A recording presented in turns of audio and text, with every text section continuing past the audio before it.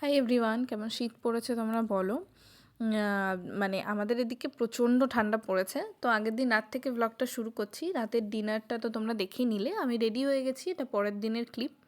বৌলি আসবে আজকে, আবার ওর ব্লাউজটা ফিটিংস করতে দেওয়ার ছিল। তো ফার্স্টে কলকাতা বাজার গেছিলাম, গিয়ে আমরা একটুখানি কিছু জিনিস শীতের দেখার পরে বেরিয়েছি। বেরোনোর পর আমরা একদম অপোজিটে একটা পার্পল খুলেছে বনগাঁতেই, কিছু মাস হয়তো হয়েছে, সেই পার্পেলে একটুখানি গেছিলাম কয়েকটা জিনিস একটু দেখতে। তারপর আমরা এসেছি ওয়াইফাইতে।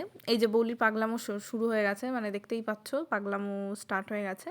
আর ওকে আমি বলেছিলাম যে তোর কটা অ্যাস্থেটিক ভিডিও করে দিয়ে আয়, তাই ও একবার এদিকে একবার ওদিকে একবার সেদিকে তাকিয়ে অ্যাস্থেটিক ভিডিও নিচ্ছিল।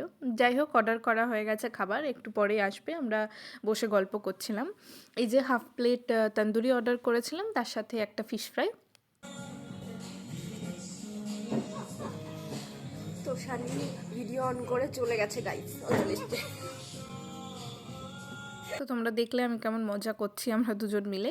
এবার খাবার পালা। ফিশ ফ্রাইটা মোটামুটি ভালোই খেতে ছিল, ঠিক আছে, মানে বেশ সুন্দর। এটা পিওর ভেটকির ছিল, তো আমরা এখানে এরকম মেয়োনিজ মতন দিয়েছিল, সেটা দিয়ে আমরা খাচ্ছিলাম। আমার আর ওর দুজনেরই বেশ ভালোই লেগেছিলো এটা খেতে। আমরা খাচ্ছিলাম আর অনেক গল্প করছিলাম। অ্যাকচুয়ালি ও ওই ব্লাউজটা আনতে যাবে, দিদিটা বলেছে 6টার দিকে যেতে, সেই জন্য আমরা একটুখানি ভাবলাম খাওয়া দাওয়া করি। তারপর ছিল হচ্ছে তন্দুরিটা হাফ প্লেট নিয়েছিলাম, এটাও বেশ ভালো ছিল খেতে, খারাপ নয়।